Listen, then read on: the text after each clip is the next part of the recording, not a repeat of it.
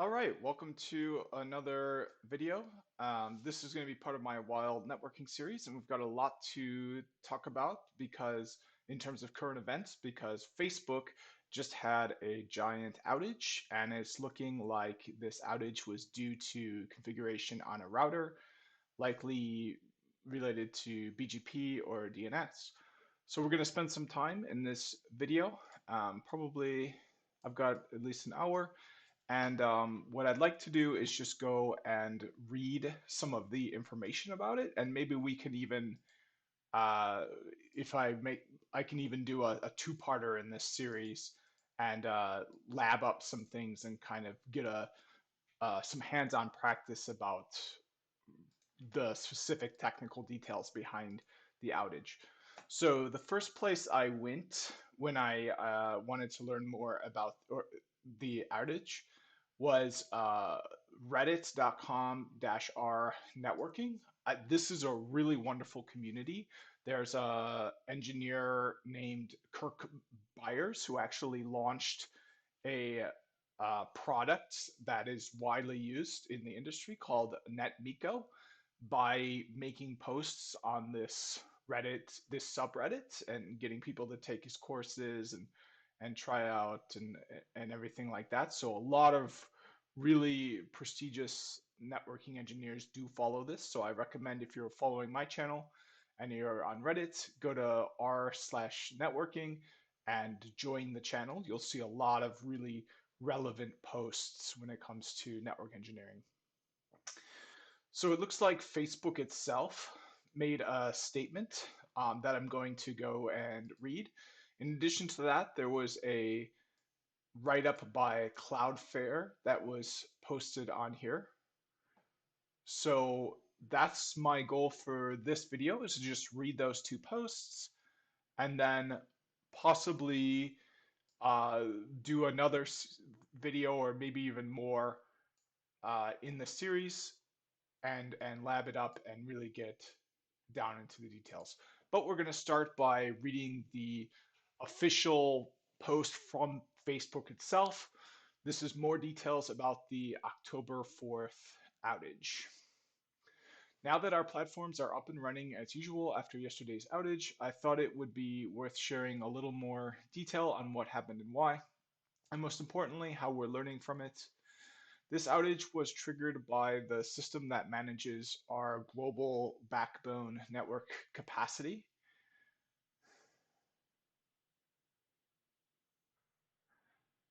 The backbone is the network Facebook has built to connect to our to connect all our computing facilities together, which consists of tens of thousands of miles of fiber optic cables crossing the globe and linking all our data centers. Those data centers come in different forms. Some are massive buildings that house millions of machines that store data and run heavy computational loads that keep our platforms running. And others are smaller facilities that connect our backbone network to the broader internet and the people using our platforms. When you open one of our apps and load up your feed or messages, the app's request for data travels from your device to the nearest facility, which then communicates directly over our backbone network to a larger data center. That's where the information needed by your app gets retrieved and processed and sent back over the network to your phone. The data traffic between all these computing facilities is managed by routers, which figure out where to send all the incoming and outgoing data. And in the expensive day-to-day work of maintaining this infrastructure, our engineers often need to take part of the backbone offline for maintenance, perhaps repairing a fiber line, adding more capacity, or updating the software on the router itself. Another thing that would require a maintenance that is not mentioned here is they've got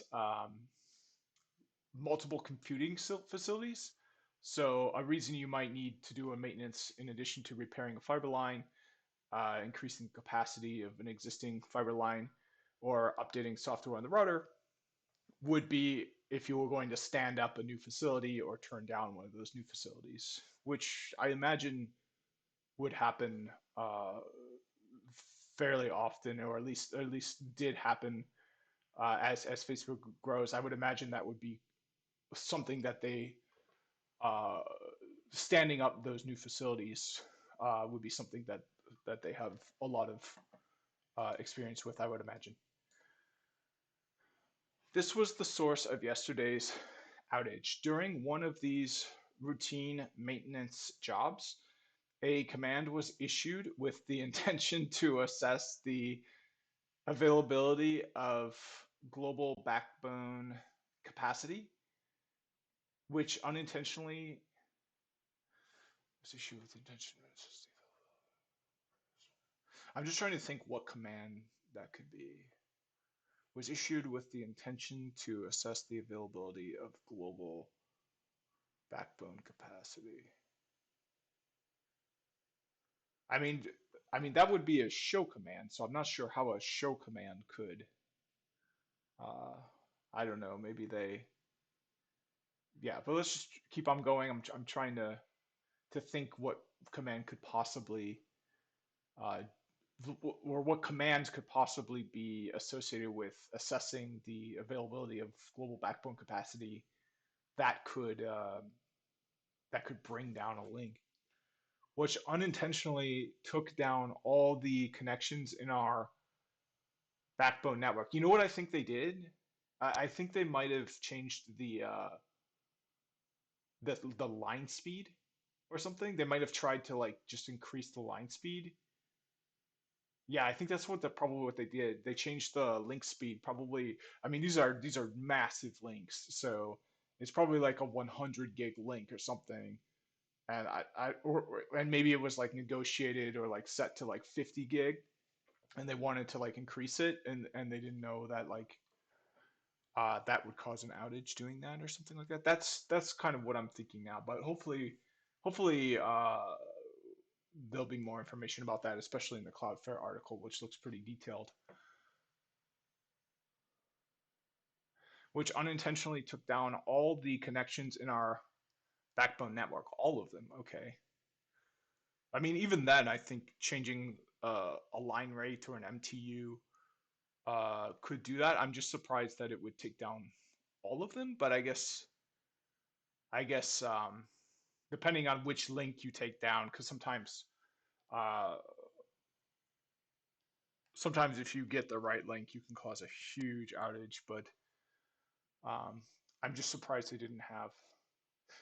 Again, this is just a guess. I'm not sure what the command actually was or what actually happened, which unintentionally took down all the connections in our backbone network, effectively disconnecting Facebook data centers globally. Our systems are designed to audit commands like these to prevent mistakes like this, but a bug in the audit tool prevented it from properly stopping the command. Oh, that's interesting. This change caused a complete disconnection of our server connections between our data centers and the internet. And that total loss of connection caused a second issue that made things worse.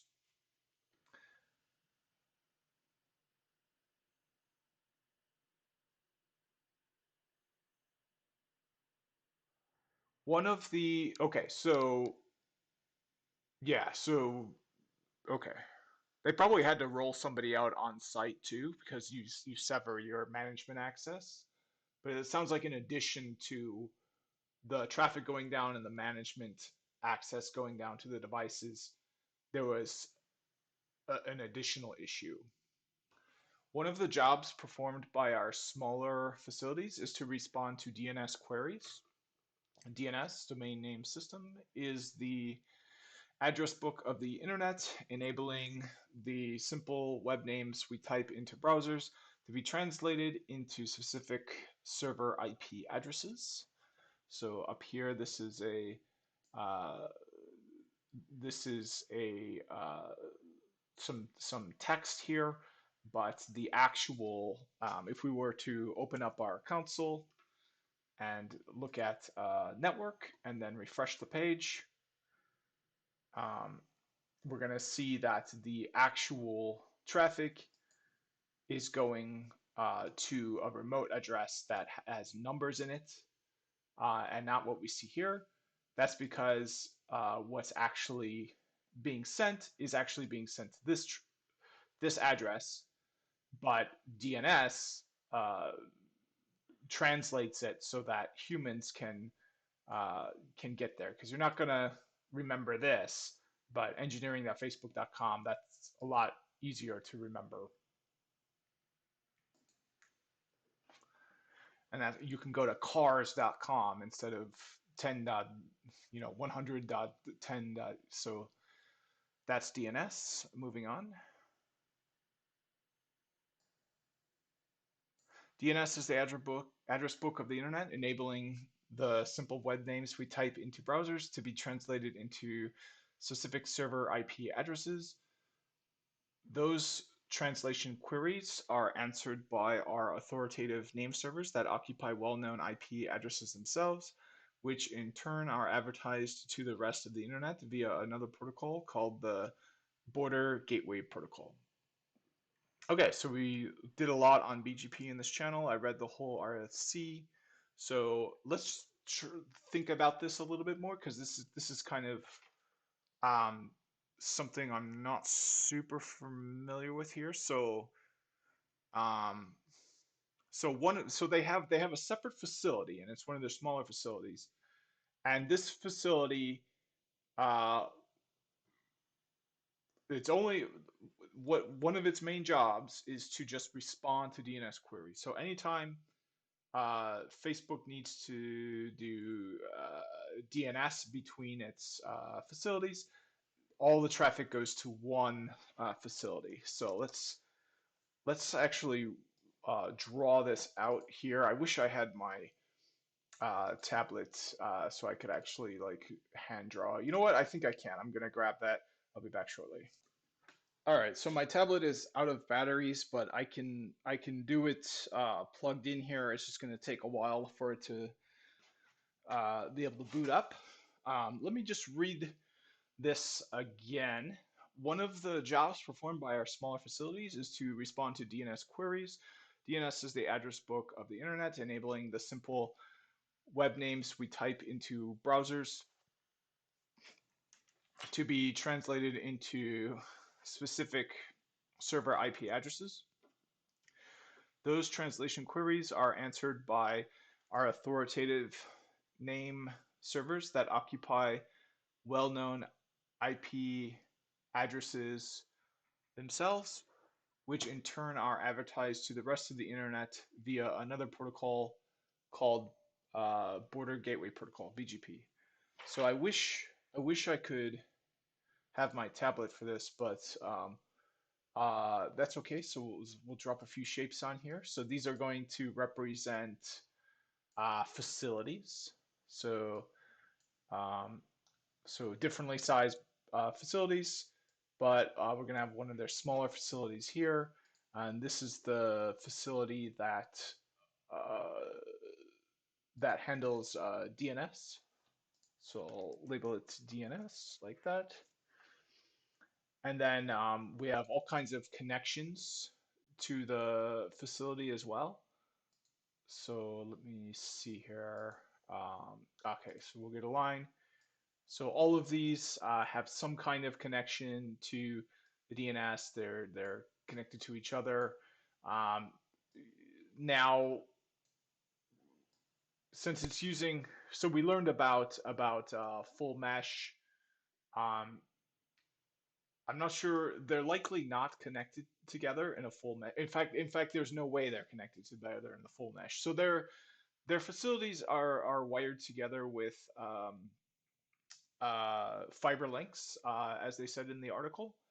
But we know that they're not all connected together in a full mesh like this, because that would just be too many fiber links. So but we do know there's some kind of connection like this, and if they are running IBGP here or something like that, they can just have a route reflector or confederations, and they won't need a full mesh anyway. Um, so it looks like one of the facilities, we'll say this one here, uh, had the responsibility of responding to DNS queries. So anytime, uh, and let's label these as well. So we're going to say this is facility A, and this is facility B. So if you wanted to contact facility B, sure, you could go in through the link here, whatever that IP address would be, 98.98. Whatever. Or you could just say, I want to go to facility B. So if you do that, though, you're going to have to go down here to facility. We'll label them all. So there's C, D, and we'll call this facility E. So you're going to have to go to facility E, and then facility E will send you the actual IP address you can use to go to facility B. So if you don't have a link to facility B, because let's say that these links here don't exist and this link goes down, now you can't access facility B just by calling out facility B.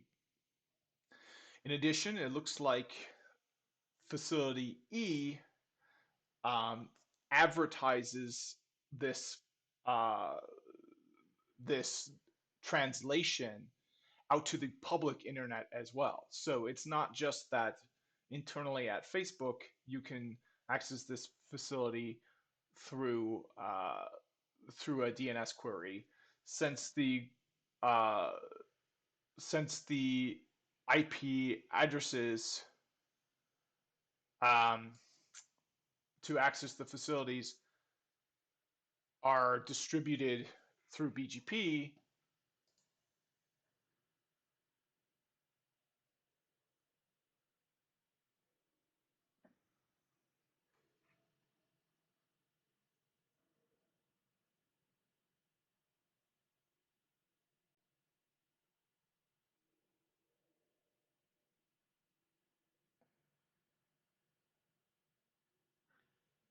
Okay, I don't think I'm going to finish that thought because I'm just not sure it's correct.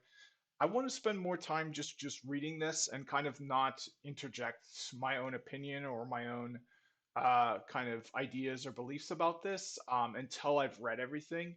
I'm just worried that like if I make up my mind about what it might be, I'm only going to be kind of enforcing my guess and really not kind of being as open to learning something new. And that's really my goal from this, is to really learn uh, more about a wild networking scenario, a scenario that happened in the wild, and then so I'm gonna keep my own kind of thoughts and opinions private, at the very least until I finish this blog post. To ensure reliable operation, our DNS servers disabled those BGP advertisements if they themselves cannot speak to our data centers, since this is an indication of an unhealthy network connection.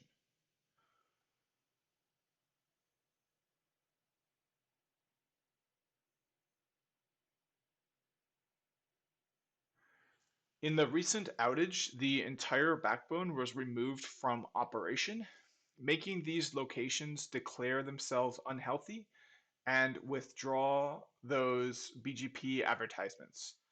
The end result was that our DNS servers became unreachable, even though they were still operational.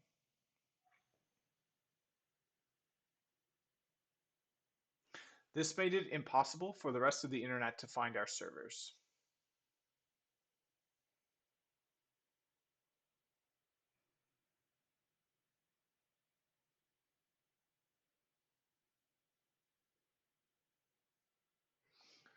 All of this happened very fast, and as our engineers worked to figure out What was happening and why?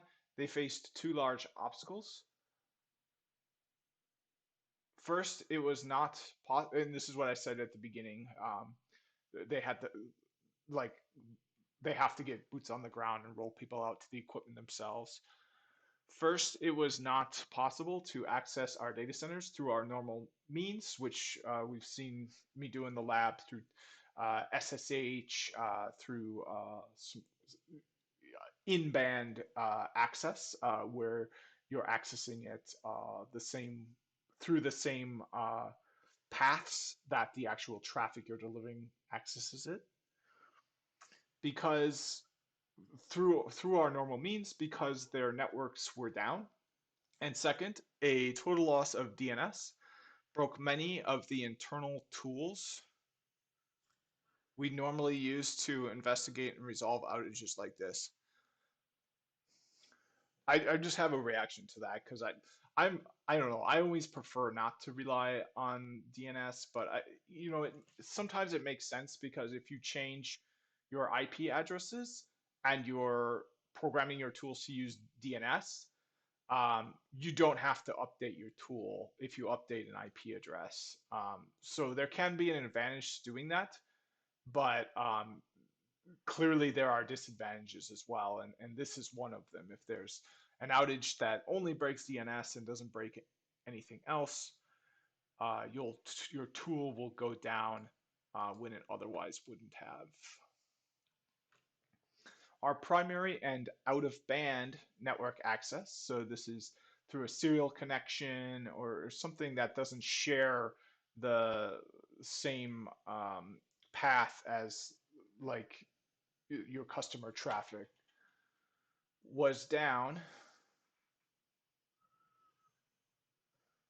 Oh, okay. I think I know what they mean by that. So sorry, I am injecting more, but I'm just kind of clarifying what's on there. I'm not giving my opinion yet. I want to reserve that for the end when I think I understand what is being said here instead of kind of corrupting my own understanding. So oftentimes you'll have out of band access, so like serial access through something like a console server. So you have in-band access to a console server, and then or you have access to a console server through SSH, which might not necessarily be in the same band as like customer traffic, but I mean typically it is. Uh, I would say and then of course when you just SSH to something, you're in band. I mean, you're just going out your own computer um, through your default gateway, so that's in band access. So our primary and out of band network access was down. So it looks like they have primary in band access, and then they also have out of band access that they need. They need in-band access to access their out-of-band access, which makes sense if you think of a console server and SSHing to a console server, and then from that console server accessing your network gear out of band.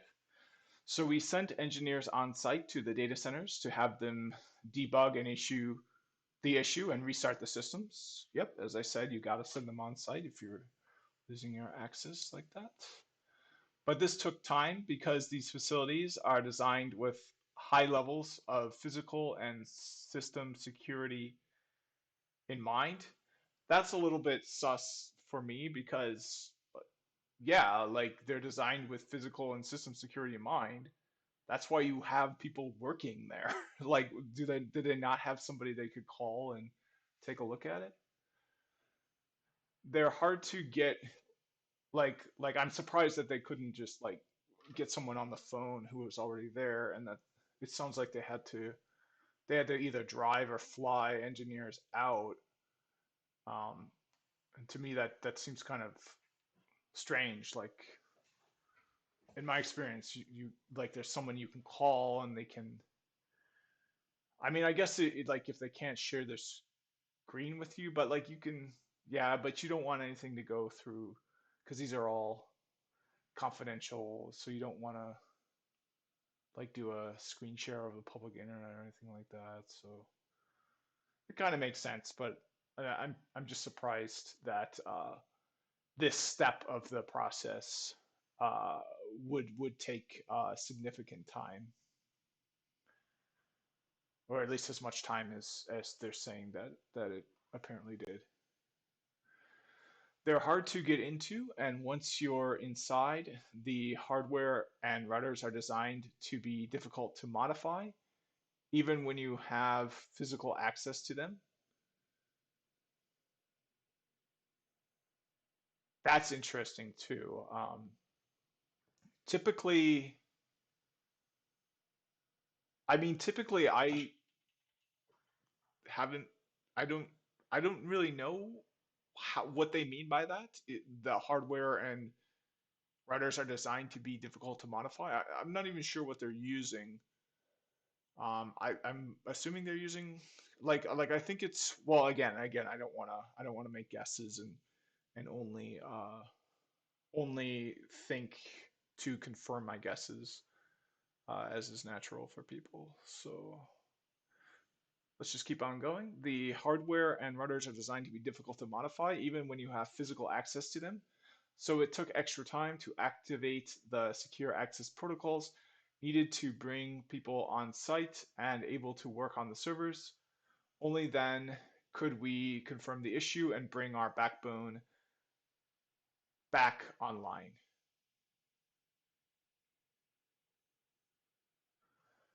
Once our backbone network connectivity was restored across our data center regions, everything came back up with it. But the problem was not over. We knew that flipping our services back on all at once could potentially cause a new round of crashes due to a surge in traffic. How would that happen?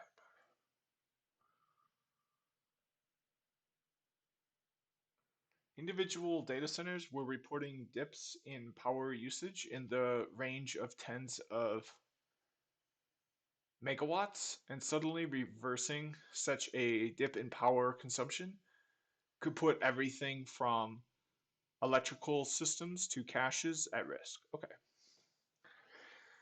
Helpfully, this is an event we're well prepared for thanks to the storm drills we've been running for a long time now. In a storm exercise, we simulate a major system failure by taking a service, data center, or entire region offline, stress testing all the infrastructure and software involved.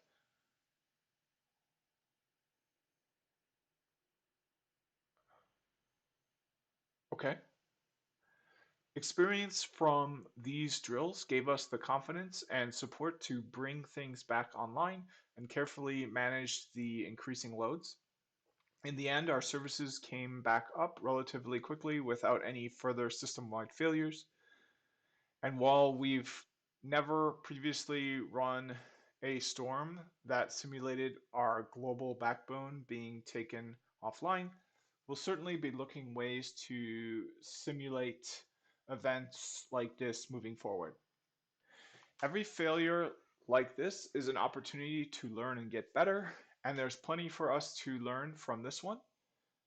After every issue, small and large, we do an extensive review process to understand how we can make our systems more resilient. That process is already underway.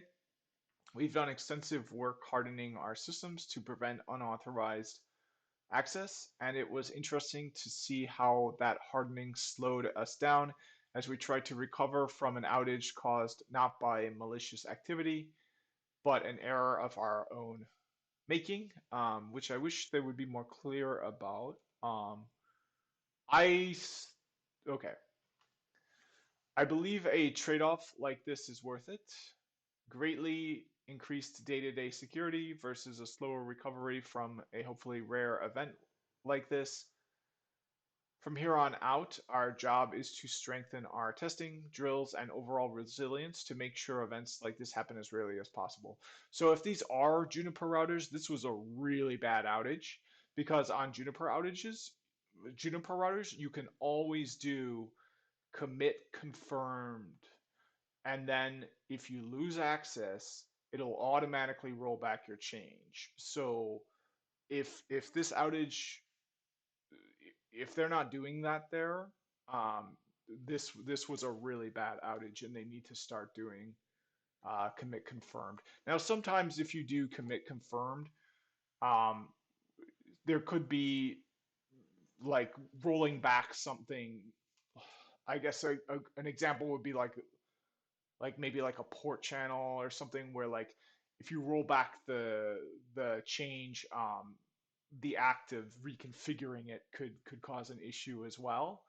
But that's a really uh, small edge case, and I haven't seen that be the case on Junipers. So it's in my mind, uh, the only time I've seen that is with when you're like for their like core network. Um, I really hope that if they're running Junipers, they're using commit confirm.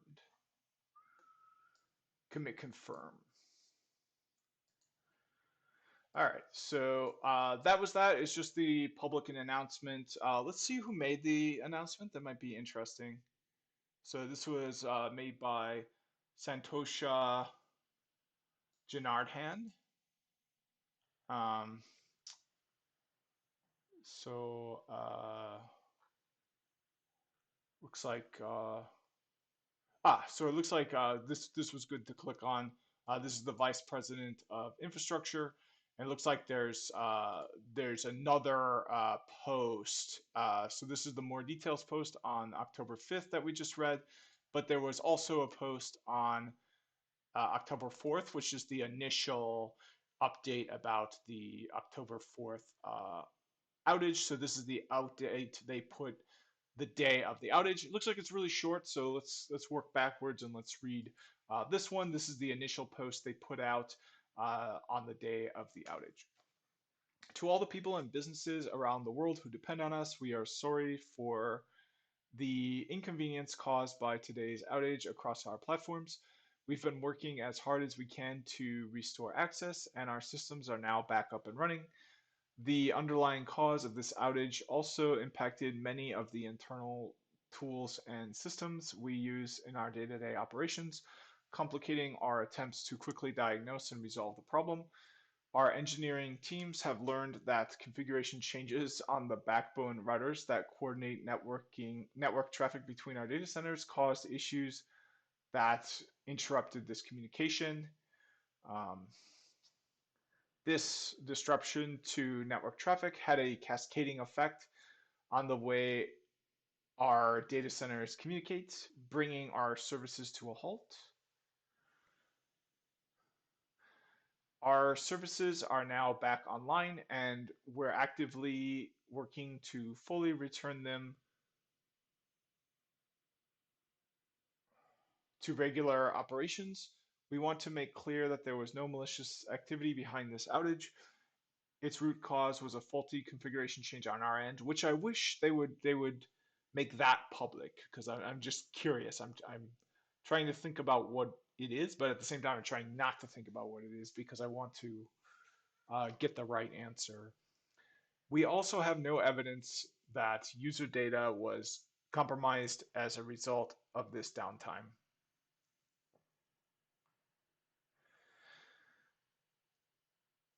People and businesses around the world rely on us every day to stay connected. We understand the impact that outages like these have on people's lives, as well as our responsibility to keep people informed about disruptions to our services. We apologize to all those affected, and we're working to understand more about what happened today so we can continue to make our infrastructure more resilient. Okay, so that's that. Not that much there. Really no specifics into what the actual configuration change was. A little bit more details in the follow-up post, but even then, it's just not clear It's clear what the result of the misconfiguration was. Uh,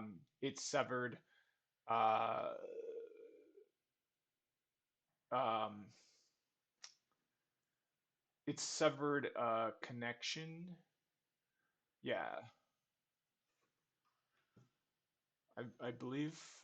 I think I remember reading that.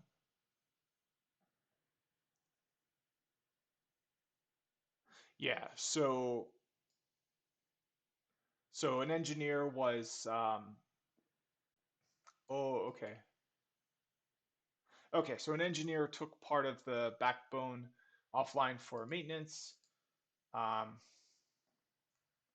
but they probably issued the wrong. Okay, that could be it too. Is they were trying to take a part of the backbone offline for maintenance, and then instead of configuring it on port one, they configured it on port two, which happened to not be the right port. Um, but yeah, that's that. Not a lot of real specific technical details in there. So hopefully this one is more technical. This is understanding how Facebook disappeared from the internet, and it's by Cloudflare. Facebook can't be down, can it? We thought for a second. Today at 15:51 UTC, we opened an internal incident entitled Facebook DNS lookup returning serve fail because we were worried that something was wrong with our DNS resolver 1.1.1.1. But as we were about to post on our public status page, we realized something else more serious was going on. Social media quickly burst into flames, reporting what our engineers rapidly confirmed too. Facebook and its affiliated services, WhatsApp and Instagram, were in fact all down. Their DNS names stopped resolving, and their infrastructure IPs were unreachable. It was as if someone had pulled the cables from their data center all at once and disconnected them from the internet, which is likely what happened if they were if they pasted the wrong device. I kind of think of ports shutting down a port as the same as pulling a cable.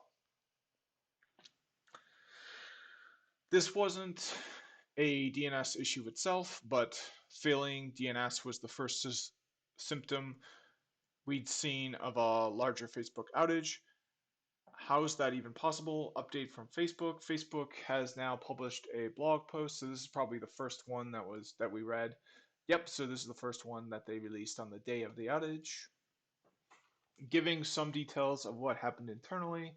Externally, we saw the BGP and DNS problems outlined in this post, but the problem actually began with a configuration change that affected the entire internal backbone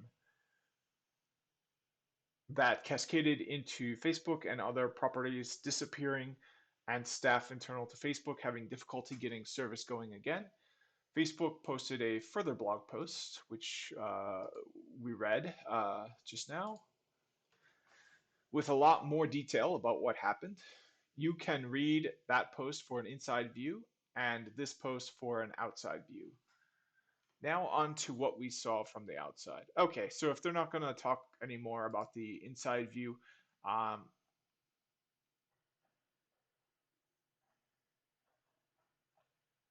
yeah, so I'm not sure exactly what the configuration change was, but it sounds like it sounds like yeah, there was a yeah, so I can speculate about what that might be, but let's finish this article. So we learned about it from the inside. So some kind of change.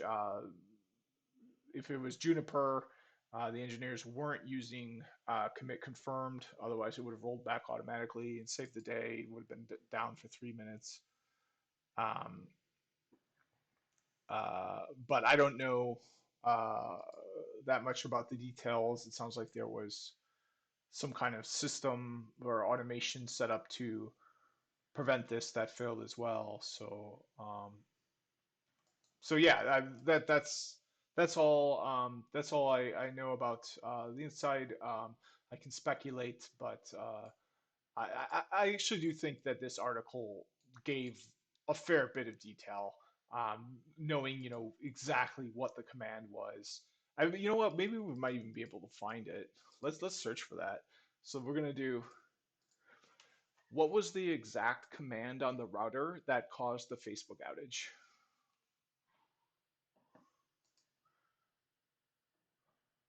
I'm just curious.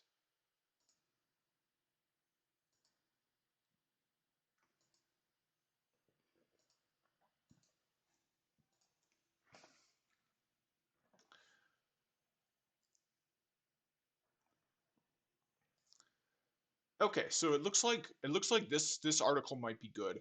Now I'm not sure if so I'm at the 41-minute mark now, but I think I'm gonna do more videos on this, and I might be going, yeah, might be going further with this series and reading these articles as well because these look like uh, they could be providing better detail.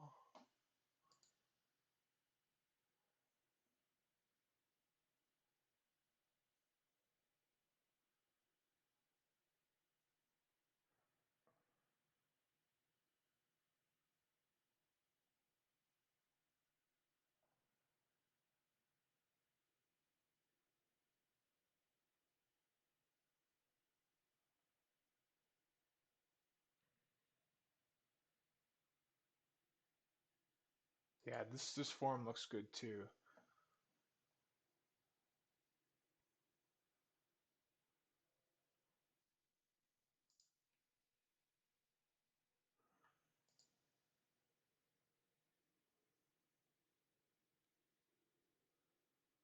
Okay, anything talking about like how many profits they lose or anything like that, I'm not gonna go over. I'm just trying to get a better sense for the technical details of this outage, which seem to be pretty simple, just misconfiguration somewhere. Um, Anytime you paste the wrong thing into the wrong place, it's just not going to go well. And I do like what this site said here, that they're framing it in terms of a bug in the tool. This is a big theme on my channel. uh, Lessen your failures, increase your successes. So like, yeah, if they were to just blame, a low level engineer, that's really not going to solve anything because people make mistakes. You really want to have a tool that can uh, take the impact out of mistakes. And if somebody makes mistake, all they get is a warning prompt or a notification, and they don't bring everything down. Um, if a low level, you know, week two engineer starting their second week of working can take down the whole network. The problem isn't with that engineer, or at least it's more than just that. Okay, so here's popular science. Okay, so yeah, these look good as well. So we're gonna read these as well. Um, but for this video, and we'll probably read more of the Reddit as well.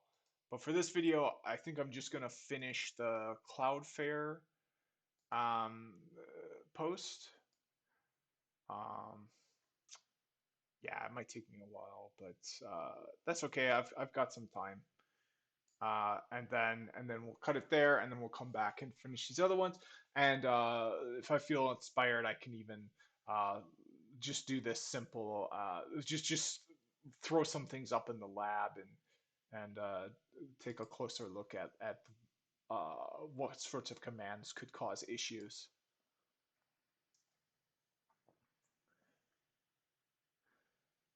Okay, so externally we saw the BGP and DNS problems outlined in this post, but the problem actually began with a configuration change that affected the entire internal backbone that cascaded into Facebook and other properties disappearing and staff internal to Facebook having difficulty getting service going again. Facebook posted a further blog post with a lot more detail about what happened. You can read that post for the inside view and this post for the outside view. Now on to what we saw from the outside. Meet BGP. BGP stands for Border Gateway Protocol. It's a mechanism to exchange routing information between autonomous systems, AS, on the internet. The big routers that make the internet work have huge, constantly updated lists of the possible routes that can be used to deliver every network packet to their final destinations. Without BGP, the internet routers wouldn't know what to do and the internet wouldn't work. The internet is literally a network of networks and it's bound together by BGP. BGP allows one network, say Facebook, to advertise its presence to other networks that form the internet. As we write, Facebook is not advertising its presence. ISPs and other networks can't find Facebook's network, and so it is unavailable. The individual networks each have an ISN, an autonomous system number, an autonomous system, AS, and an individual network with a unified internal routing policy. An AS can originate prefixes, say that they control a group of IP addresses, as well as transit prefixes, say they know how to reach specific groups of IP addresses. Cloudflare's ISN is AS13335. Every ASN needs to announce its prefix routes to the internet using BGP.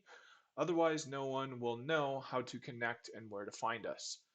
Our Learning Center has a good overview of what BGP and ASNs are and how they work. Oh, okay. This is a good. Oh, this could be really. Um, this could be a good site to bookmark, but I'm not sure. Yeah. Anyway, let's keep on going. Well, let's see what they have to say about it. Okay, yeah, they've got a whole. Yeah, so this might be something I use on my channel. I'm kind of tempted to bookmark it somewhere. I'll include it in I'll include it in the description to this video. I'll type out a longer description. In this simplified diagram, you can see 6 autonomous systems on the internet and 2 possible routes that one packet can use to go from start to end.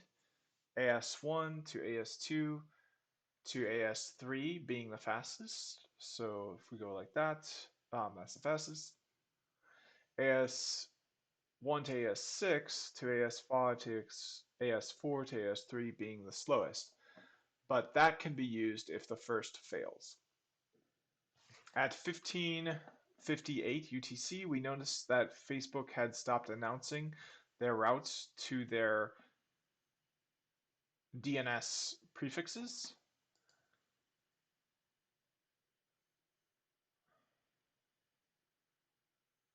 Oh, okay.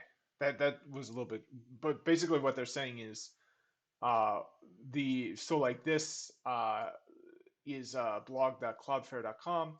So if we open up F12 and we look at, we get the IP. So they're saying whatever DNS address they had, like for example, facebook.com, uh, yeah, so like the DNS, it looks like they're calling this part here a DNS prefix, which kind of confused me because I haven't really heard it referred to like that. But whatever the translated IP address that before was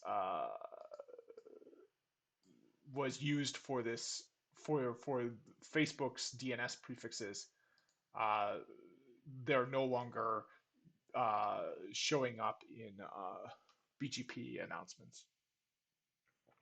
That meant that at least Facebook's DNS servers were unavailable. Because of this, Cloudflare's 1.1.1 DNS resolver could no longer respond to queries asking for the IP address of Facebook.com. Okay, so they can, uh, yeah, so that's a bad thing. Meanwhile, other Facebook IP addresses remained routed but weren't particularly useful since without DNS, Facebook and related services were effectively unavailable. So uh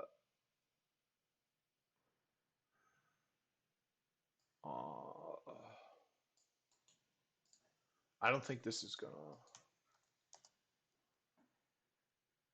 no. See, that's like a interface on this router here. Um, I'm just curious, like what these were probably the other sites.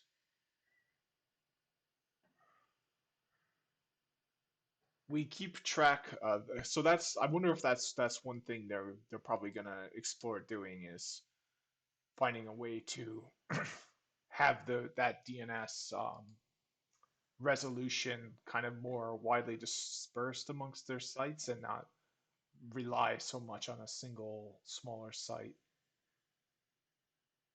We keep track of all the BGP updates and announcements we see in our global network.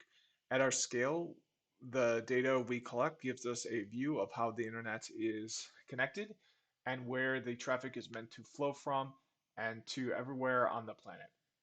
A BGP update message informs a router of any changes you've made to a prefix advertisement or entirely withdraws the prefix. We can see this in the number of updates we receive from Facebook when checking our time series BGP database. Normally, this chart is fairly quiet. Facebook doesn't make a lot of changes to its network minute to minute. But at around 1540 UTC, we saw a peak of routing changes from Facebook. Um, that's when the trouble began. 1540. Oh, okay, yeah. So these update mouse messages were likely uh, messages saying to remove routes from the table because they were no longer being because the TCP connections went down. So then it would send out an update message, and we could take a look at that in the lab. But right now, I just want to finish this article. In my second video, I want to kind of look at more articles and then I can in the lab just quick look at a BGP update message, look at what happens when you and I've done that many times before on the channel. So you can go back and look at I think my videos are labeled uh, pretty well, so or decently. So in my JNCIESP uh, series where I attempted but unfortunately failed the exam, I have a lot on the specifics of BGP as well. BGP updates feedback. So, yep, we got a ton of updates. And as I said, these are likely updates to say to remove the routes because they're no longer available. If we split this view by routes announcements and withdrawals, we get an even better idea of what happened. Routes were withdrawn. Facebook's DNS servers went offline, and 1 minute after the problem occurred, Cloudflare engineers were in a room wondering why 1.1.1.1 couldn't resolve Facebook.com, and worrying that it was somehow a fault with our system. So, yep, so here's the announcement in dark blue here. So you can see now there were some extra announcements. That could be like the backup routes or something. If you would withdraw a route There could be like a backup route triggering announce something like that. It looks like it came in four spikes here. Now this, and it looks like there were some extra spikes down here even. So it almost looks like the this was the first time something adverse happened. With those withdrawals, Facebook and its sites had effectively disconnected themselves from the internet. So yeah, we can see all these withdrawing of the routes that are no longer being inserted into BGP. And we saw how that happens specifically in some of my other videos. You either use a uh, network statement to insert it, or you can redistribute routes into BGP from other protocols. Um, and then uh, eBGP and IBGP. Uh, Sorry, I'd have to look back into this.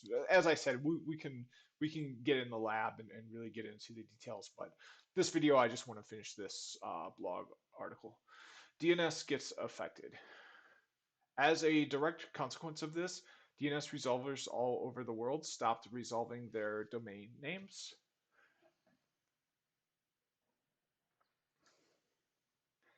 This happens because DNS, like many other systems on the internet, also has its routing mechanism. When someone types the URL here, which hopefully is back up, yep, it's back up, URL in the browser, the DNS resolver, responsible for translating domain names into actual IP addresses to connect to, first checks if it has something in its cache and uses it. If not, it tries to grab the answer from the domain name servers, typically hosted by the entity that owns it. The name servers are unreachable or fail to respond because of some other reason. When a serve fail is returned and the browser issues an error to the user. Again, our Learning Center provides a good explanation on how DNS works. So here's a DNS records request sequence from the CDN client. I guess I'm not sure what they mean by a CDN client. Maybe it'll say that here.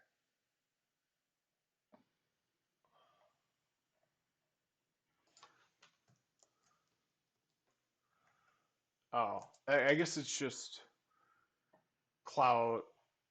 I guess you could just say client. I don't know why they say CDN client, but basically just the device that is requesting a DNS record. It goes to the DNS recursive resolver, then to the DNS root name server, then to the DNS TLD name server, and then cloudflare.com authoritative name server. So not much detail in there, but they do have this whole course to go through for another video. Due to Facebook stopping announcing their DNS prefix routes through BGP, our and everyone else's DNS resolvers had no way to connect to their name servers. Consequently, 1.1.1.1, 8.8.8.8, and other major public DNS resolvers started issuing and caching serve fail responses. But that's not all. Now human behavior and application logic kicks in and causes another exponential effect. A tsunami of additional DNS traffic follows.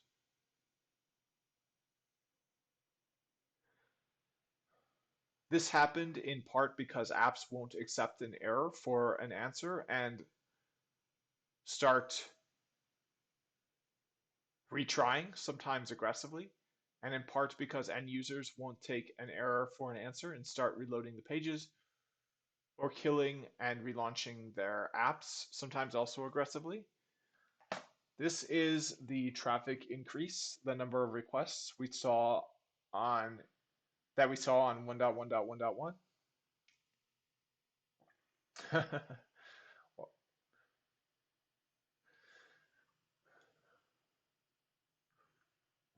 So now, because Facebook and their sites are so big, we have DNS resolvers worldwide having 30 times more queries than usual and potentially causing latency latency and timeout issues to other platforms. Fortunately, 1.1.1.1 was built to be free, private, fast, as the independent DNS monitor DNS Perf can attest, and scalable, and we were able to keep servicing our users with minimal impact. The vast majority of our DNS requests kept resolving in under 10 milliseconds. At the same time, a minimal fraction of P95 and P99 percentiles saw increased response times, probably due to expired TTLs having to resort to Facebook name servers and timeout.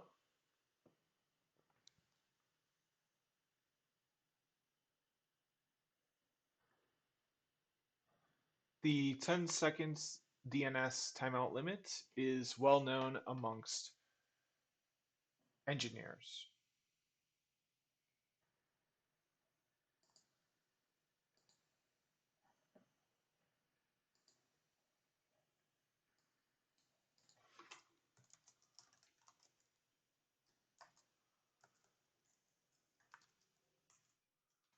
Looks like they don't mention that specifically in their course there.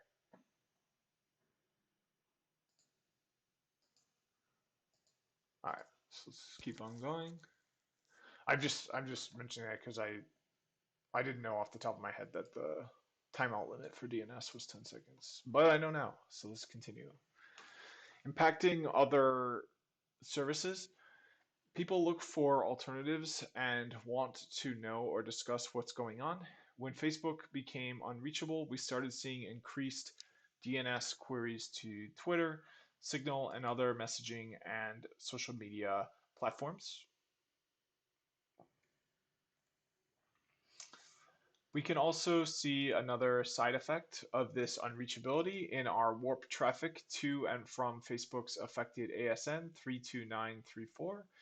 This chart shows how traffic changed from 1545 UTC to 1645 UTC compared with 3 hours before in each country.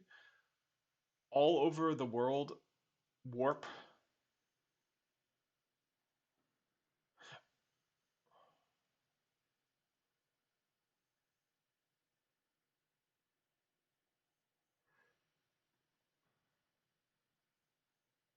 warp traffic to and from Facebook's network simply disappeared.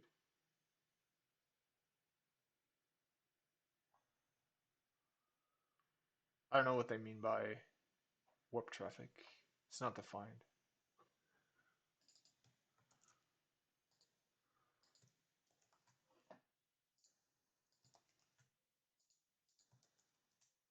Oops.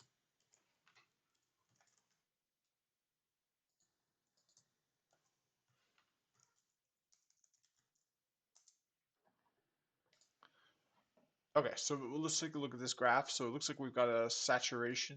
Oh, it looks like it's just an image. So yeah, I'm not really so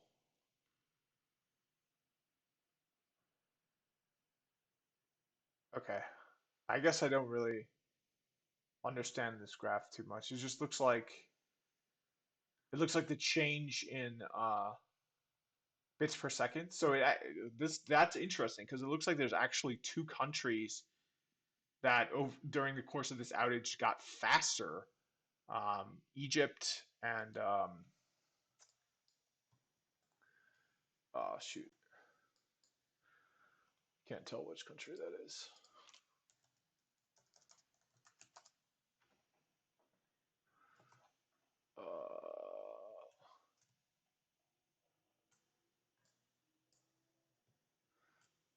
Oh man, I actually hadn't heard of that country before. It looks like it's right by the United Arab Emirates, Saudi Arabia, and Yemen. So Oman and Egypt actually got faster internet during this. That's interesting. I'm really curious about that.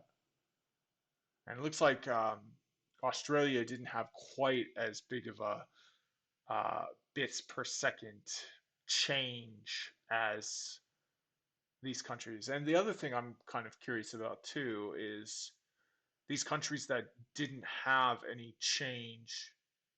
Oh, you know what? This is probably just countries that aren't um, that don't have Cloudflare in it.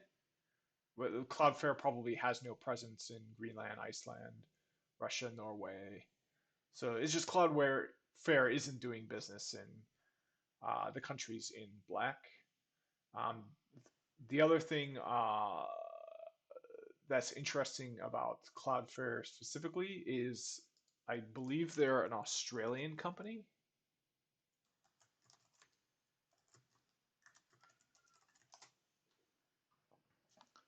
So it looks like their headquarters is uh,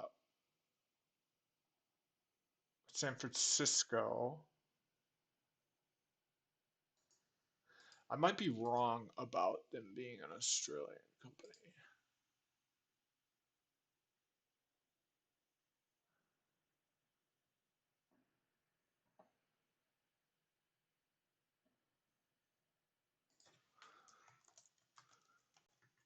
No, I think I'm wrong about that. I don't know why I believe that. That's kind of ridiculous. Well, that's embarrassing. I don't know why I thought that. But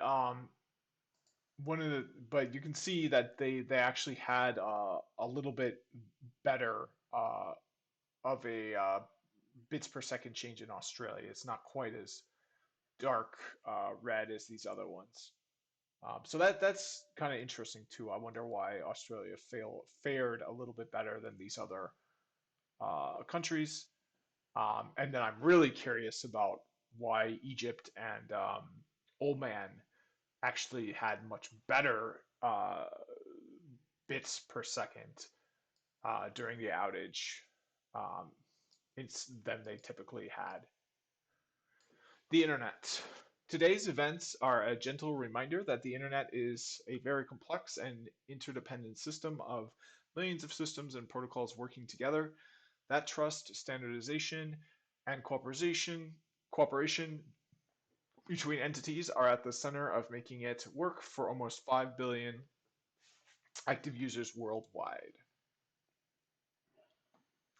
So 2100 UTC, we saw renewed BGP activity from Facebook's network, which peaked at 2117.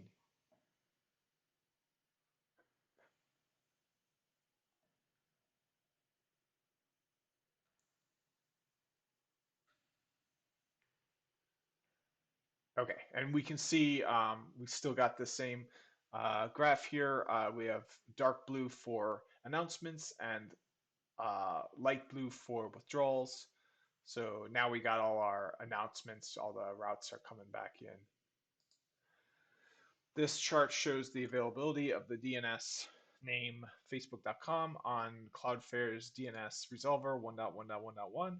It stopped being available at around 1550 UTC and returned at 2120 UTC. Undoubtedly, Facebook, WhatsApp, and Instagram services will take further time to come online, but as of 2128 UTC, Facebook appears to be reconnected to the global internet and DNS working again. Okay, so yeah, those were two good articles. You got it from the inside view, you got it from the outside view, um, and they didn't say the specific command that caused the outage, but one can speculate, and it's really not the most important thing. Um, although it did strike me as odd that it took them so long to gain uh, physical access. I'm just surprised there wouldn't be somebody working there that they could call on the phone. I guess maybe if they're using VoIP phone, even that would be down. Um, but like I guess which is calling like on a cell phone through a cell tower. Maybe there's some, it's just so secure and strict that anything that even goes through a public cell tower is just a no-go. So that was a big surprise for me. That it took them so long to have boots on the ground and get access, because that's the first thing that went through my mind when I read it, is somebody needs to get there on the ground now, and every second, we're not working towards getting someone on the ground is a second this outage will not be resolved. Somebody has to get down there on the ground and get out of band access to the devices. So I'm just kind of wondering uh, if that whole process could have been faster, and hopefully they're thinking about how to uh, get people on the ground in a more efficient way if there's another kind of outage. But hopefully, uh, they're using Juniper gear and can just use the commit confirmed command um, to make it so that if they ever lose access or have an outage like this, all the changes are automatically reverted and the outage is automatically restored. All right, so that was the internal. We also learned about the kind of worldview from the perspective of Cloudflare. Um, that was interesting. I guess I don't really have anything further to say about that. I guess I kind of want to learn a little bit more about DNS for another video. I'm not sure DNS was really on the JNCI ESP specifically. I'm just curious. I want to check that.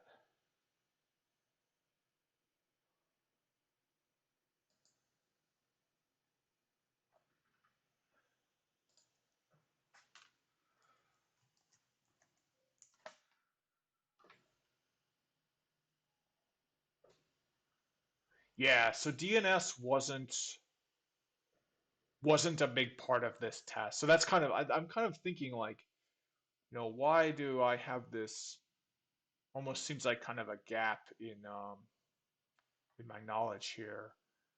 And it's because yeah, DNS was not. Now I'm sure DNS might have been a part of, but I don't think I ever got super deep into the weeds with something like DNS going through um, my learning track.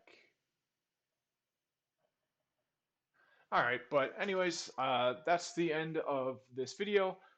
We took a look at the official public announcements from Facebook itself about their outage. We took another look at one from Cloudflare from kind of the outsider's perspective and how the internal outage at Facebook affected other people. We got one kind of cool takeaway was just how you're going to see a traffic spike when something like that goes down, because people will try to re-access it and kind of spam out traffic in an effort to uh, test if the outage is on their end or on Facebook's end. So you'll see this big spike of people refreshing and stuff. That was kind of interesting to know. I never really thought about that before. Um, so yeah, but that's the end of this video. I'll probably do another one where I kind of go into uh, more forums and more posts about this. And if I'm really feeling it, I might even throw something up in the lab to get a closer detail. All right, thanks for watching, and see you in the next one.